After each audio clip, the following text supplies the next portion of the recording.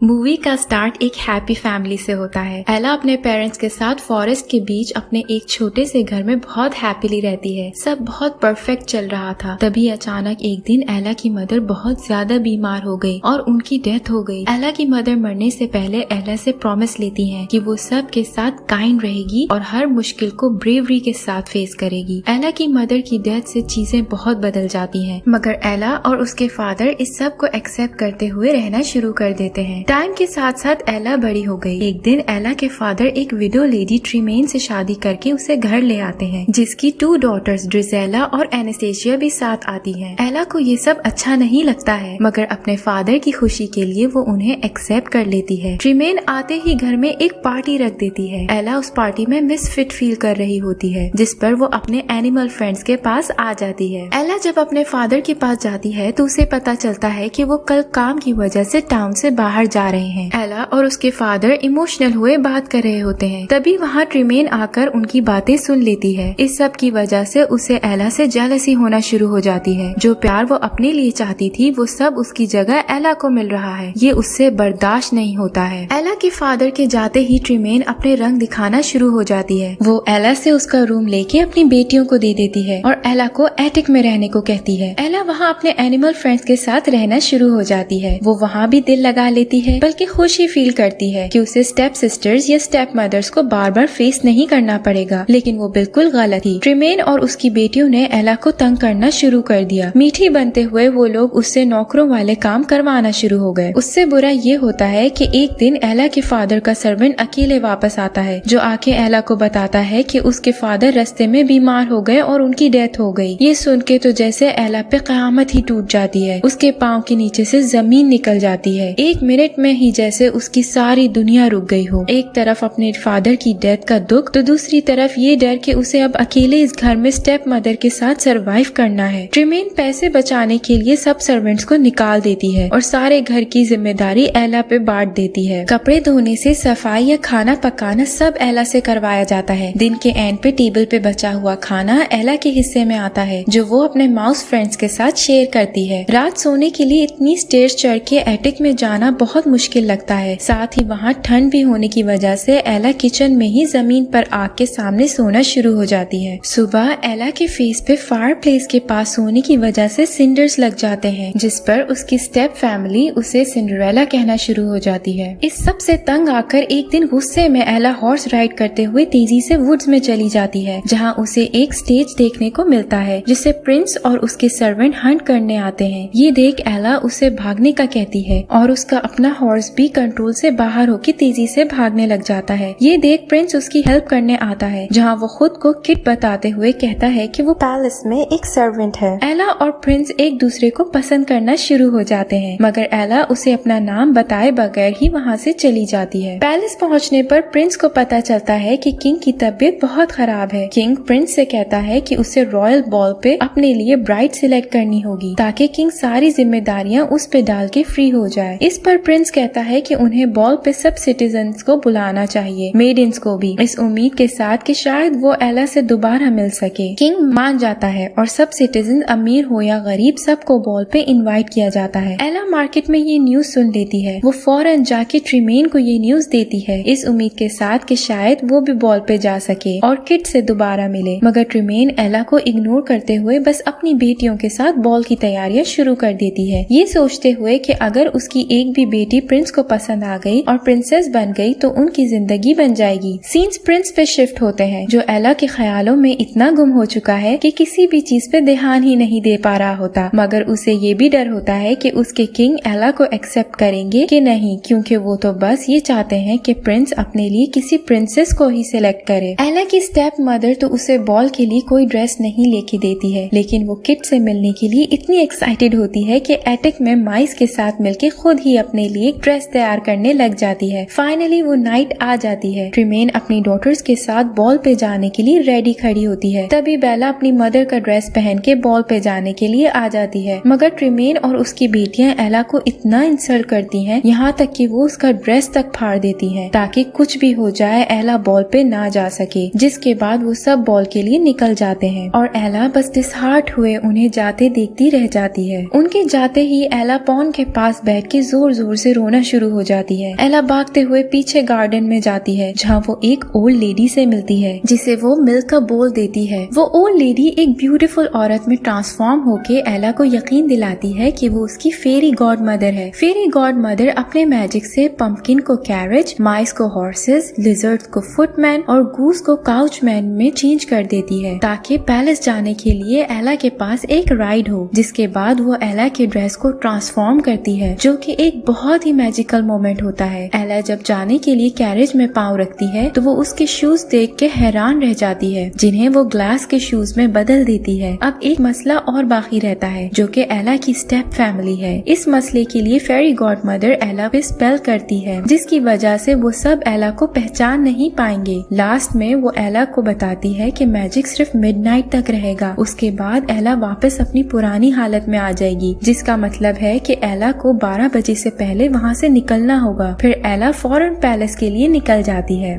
Ball पे सब citizen हर kingdom की प्रिंसेस पहुँच चुकी होती है मगर प्रिंस की आंखों को जिसका इंतजार है वो अब तक वहाँ नहीं पहुँची है। ये चीज प्रिंस को कुछ बेचैन सी कर देती है जिसका अंदाजा किंग लगा लेता है। किंग के सवालों से बचने के लिए प्रिंस एक प्रिंसेस को बात करने के लिए बुला लेता है। बॉल की सेलिब्रेशन स्टार्ट होने ही लगती है कि एंट्री होती है एला की, जिस पर सबकी नजरें उस पर पड़ती हैं और प्रिंस के साथ साथ सब बस उसे ही देखते रह जाते हैं। प्रिंस की खुशी का तो कोई ठिकाना ही नहीं रहता है। वो फौरन एला से मिलने के लिए आगे बढ़ता है। सब लोग साइड पे होके इन दो लवर्स के लिए रास्ता बना देते हैं। एला के लिए अब भी प्रिंस एक सर्वेंट ही है। वो किड से मिलके खुश तो बहुत है लेकिन हैरान भी हो रही होती है कि सब बस उनको क्यों देख रहे हैं। प्रिंस उसे कहता है कि वो सब बस एला और उसकी खूबसूरती को देख रहे हैं, जिसके बाद दोनों डांस स्टार्ट कर देते हैं। ये एक बहुत ही मैजिकल क्यूट रोमांटिक मोमेंट होता है। एक आम सी लड़की पैलेस में एक प्रिंस के साथ डांस कर रही है। सबकी नजरें बस उन दोनों पे ही होती हैं। ट्रिमेन एला को पहचान तो नहीं पाती है मगर प्रिंस को ऐसे उसके क्लोज देख के बहुत जेलस होने लग जाती है, जिस पर वो अपनी बेटियों को भी डांस के लिए भेज देती है। डांस के बाद प्रिंस एला को सबके बीच से निकाल के अपने साथ ले जाता है जहाँ एला को पता चल जाता है कि किट ही प्रिंस है। वो बहुत हैरान तो होती है मगर किट उसे काम डाउन करते हुए माफी मांग लेता है। यहाँ सब लोगों में फंस मच जाती है कि आखिर वो लड़की है कौन। कोई भी नहीं जानता है कि वो कौन है और कहाँ से आई है। प्रिंस एला को अपने साथ सीक्रेट गार्डन में ले जाता है जहाँ वो आज तक किसी को नहीं लेके गया था। वहाँ वो एला को स्विंग देता है। तभी उसका शू उतर जाता है जो प्रिंस नी पे बैठ के खुद एला को पहनाता है। प्रिंस एला से उसकी आइडेंटिटी पूछने की कोशिश करता है मगर तभी एला को एहसास होता है कि 12 बजने वाले हैं, जिस पर वो प्रिंस से मजीद कोई बात किए बगैर वहाँ से भाग जाती है। किट उसके पीछे भागता है। पैलेस से निकलते हुए एला किंग से मिलती है जिसे बस इतना कहती है कि उसका बेटा एक बहुत ही अच्छा इंसान है और किट उससे बहुत प्यार करता है। जिसके बाद वो बाहर की तरफ भाग जाती है और किंग बस उसे देखता ही रह जाता है। स्टेयर से उतरते हुए एला के पाँव से शू उतर जाता है। किट के पीछे आने की वजह से वो शू वहीं छोड़ के अपनी राइड में बैठ जाती है। प्रिंस को उसका शू मिल जाता है। प्रिंस शू लेके उसके पीछे जाने लगता है मगर कैप्टन उसे वहीं रोक के सोल्जर्स के साथ एला के पीछे निकल जाता है। 12 बज जाते हैं और वो सब वापस चेंज होना शुरू हो जाते हैं। ये देख लिजर्ड सोल्जर्स को रोकने के लिए गेट बंद कर देता है। सोल्जर्स को पीछे छोड़ के जब ये लोग निकल आते हैं सब वापस अपनी पुरानी हालत में आ जाते हैं सिवाय एला के शू के, जिसका दूसरा हिस्सा प्रिंस के पास है। एला चलते हुए वापस घर की तरफ आती है। रास्ते में बारिश भी शुरू हो जाती है। अचानक पीछे अपनी स्टेप फैमिली की राइड आते देख एला फौरन घर के अंदर जाके शू छुपा देती है। रात एला इस सब के लिए इतनी एक्साइटेड नजर आती है कि फौरन फ्री होके इस सब के बारे में अपनी डायरी में लिखती है। सीन्स पैलेस में शिफ्ट होते हैं जहाँ किंग की तबीयत बहुत खराब हो जाती है। वो अपने आखिरी टाइम में अपने बेटे के लिए वो सब करना चाहता है जो कोई भी अच्छा फादर करेगा। इसलिए किंग अपनी पसंद प्रिंस पे इम्पोज करने के बजाय उसे अपनी पसंद से शादी करने की परमिशन दे देता है। किंग प्रिंस से कहता है कि वो जितनी जल्दी हो सके उस लड़की को ढूंढ ले। ये कहते ही किंग की डेथ हो जाती है। किट न्यू किंग बन के लोगों में ये खबर फैला देता है कि वो लड़की आकर प्रिंस को दूसरा शू दिखाए और अगर उसकी विश हुई तो किंग उससे शादी भी कर लेगा। ये सुन के एला खुशी खुशी घर की तरफ जाती है और एटेक में जाके शू ढूंढने लग जाती है। तभी उस पर रिवील होता है कि ट्रिमेन ने वहाँ उससे पहले पहुँच के शू ले लिया है। ट्रिमेन एला को कहती है कि वो सिर्फ तभी एला को किट से शादी करने देगी अगर एला उन सब को अपने साथ पैलेस ले जाए और अपनी स्टेप सिस्टर्स की शादी किसी रिस्पेक्टेबल आदमियों से करवाएगी। एला के मना करने पर ट्रिमेन शू लिए एला को एटिक में लॉक करके चली जाती है। ट्रिमेन शू का टूटा हुआ पार्ट ग्रैंड ड्यूक के पास लाती है, जो उसकी बेटियों की शादी करवाने के लिए तैयार हो जाता है, सिर्फ इस कंडीशन पे कि वो एला को हमेशा के लिए हिडन ही रखेगी। ट्रिमेन मान जाती है। ग्रैंड ड्यूक शू का टूटा पार्ट प्रिंस को दिखाता है और झूठ बोलता है कि वो लड़की खुद को छुपा रही है। किट उसकी बात नहीं सुनता है और कहता है कि कुछ भी हो जाए वो उसे ढूंढ के ही रहेगा। ग्रैंड ड्यूक किट से प्रॉमिस लेता है कि अगर वो लड़की ना मिली तो किट उस प्रिंसेस से शादी कर लेगा जिसे उसके फादर ने मरने से पहले पसंद किया था। किट मान जाता है। ग्रैंड ड्यूक किट को पैलेस में ही रहने का बोल के खुद कैप्टन के साथ हर घर और गली में जाके किंगडम की हर लड़की को शू पहना के ट्राई करता है, मगर किसी को भी शू पूरा नहीं आता है। फाइनली वो लोग एला के घर पहुंच जाते हैं, जहां एला की स्टेप सिस्टर्स को भी शू पूरा नहीं आता है। तभी एक बर्ड एटिक का डोर खोल देती है और एला की सिंगिंग की आवाज बाहर आनी शुरू हो जाती है। कैप्टन उस लड़की को बुलाने का कहता है, मगर ट्रिमेन कहती है कि वहाँ कोई नहीं है। ग्रैंड ड्यूक भी वापस जाने के लिए जोर डालता है। उसी दौरान किट, जो कि सोल्जर्स के बीच में छुपा हुआ सारा टाइम उनके साथ था, खुद को सबके सामने लाता है और उस लड़की को मिलने का ऑर्डर देता है, जिस पर कैप्टन जाके एला को एटिक से लेके आता है। किंग एला को मैरिज के लिए प्रपोज करते हुए वो शू पहनाता है, जिसके बाद एला किंग के साथ पैलेस के लिए निकल जाती है। जाते जाते वो अपनी मदर को किया हुआ प्रॉमिस पूरा करते हुए ट्रिमेन और उसकी बेटियों को माफ करके जाती है। लास्ट सीन्स में एला और किट शादी कर लेते हैं। किट सारी किंगडम के सामने अपनी क्वीन को किस करता है और फिर वो दोनों हमेशा साथ खुशी खुशी रहते हैं। यही एक हैप्पी एंडिंग हो जाती है।